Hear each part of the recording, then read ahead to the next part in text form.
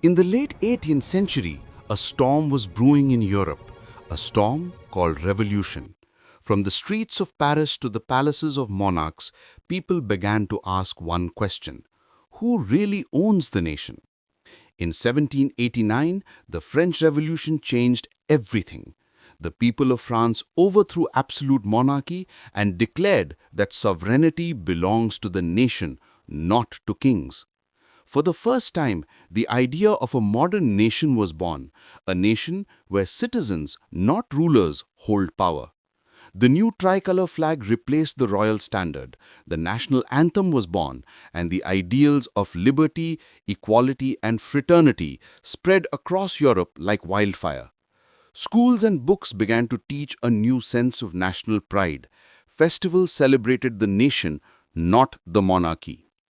But soon, a powerful general named Napoleon Bonaparte rose to power.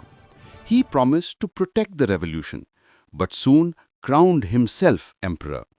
Still, Napoleon did something remarkable. He reorganized Europe. He introduced a uniform legal system, abolished feudal privileges, encouraged merit-based government jobs, and simplified administration. Common people in regions like Holland, Switzerland, and Italy welcomed these changes. Yet, as his armies spread, so did resentment. The heavy taxes, censorship, and wars that followed made many Europeans question, was this liberation or domination?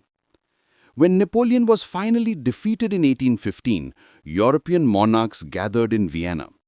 Under the leadership of Austrian Chancellor Metternich, they tried to restore the old order, the rule of kings, the balance of power, and the suppression of revolutionary ideas. They wanted to erase the memory of revolution and restore dynasties. But ideas cannot be caged. Even though monarchs redrew maps and signed treaties, the dream of liberty and nationhood had already taken root in the minds of people. Secretly, poets, writers, and students began to keep the revolutionary flame alive. In the early 19th century, three big forces shaped Europe: Liberalism, which wanted freedom and equality before law; Conservatism, which defended monarchy and tradition; and Nationalism, the belief that people sharing a common culture, history, and language should form their own nation-state. Liberal nationalists demanded constitutional governments, free trade, and an end to aristocratic privileges. Writers and musicians also joined this movement, creating songs, poems, and artworks that celebrated national unity.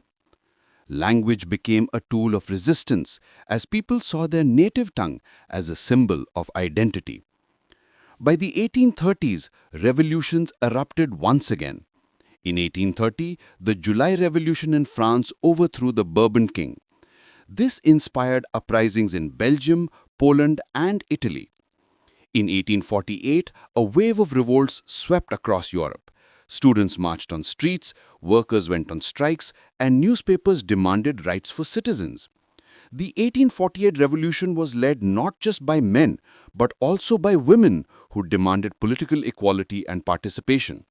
Although most of these movements were crushed, they planted the seeds of nationalism that would later unify entire countries.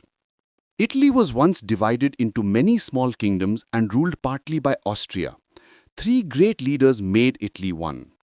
Giuseppe Mazzini, the soul of Italian nationalism, inspired the youth through his secret society, Young Italy. Count Cavour, the brain, used diplomacy and alliances to unite the northern states. And Giuseppe Garibaldi, the sword, led his Red Shirts army that liberated the south. In 1861, Victor Emmanuel II was proclaimed king of a united Italy. The dream of Mazzini had finally taken shape. For the first time, the Italian flag flew proudly over a single nation. Germany too was a patchwork of 39 states. Here, the unification was led not by revolutionaries, but by the Prussian king William I and his iron-willed chancellor Otto von Bismarck. Through three decisive wars against Denmark, Austria, and France, Bismarck used military power to bring unity. In 1871, Germany was proclaimed as a single empire at the Palace of Versailles. The unification of Germany changed the balance of power in Europe forever. A new sense of pride, discipline, and industrial growth followed, but also a rise in militarism that would later shape global politics. By the end of the 19th century, nationalism turned more aggressive. European powers began to compete for colonies, resources, and influence. The Balkans, home to ethnic groups like Serbs, Greeks, and Bulgarians, became a center of tension between Austria, Russia, and the Ottoman Empire. Each group wanted independence, and each empire wanted control. This web of rivalries made Europe a ticking bomb, one that would finally explode into the First World War in 1914. From the French Revolution to the rise of Germany, Europe's story was one of struggle, the struggle to define what a nation means. A nation not built by kings or emperors, but by the will and unity of its people. These movements inspired freedom fighters everywhere, including in India, where new leaders would soon ask, if Europe can fight for liberty, why not us? You just learned the story of how modern nations were born. In the next part, we'll see how these very ideas traveled to India and ignited our own freedom struggle. Subscribe to JobSafal. Learn smart, prepare with AI.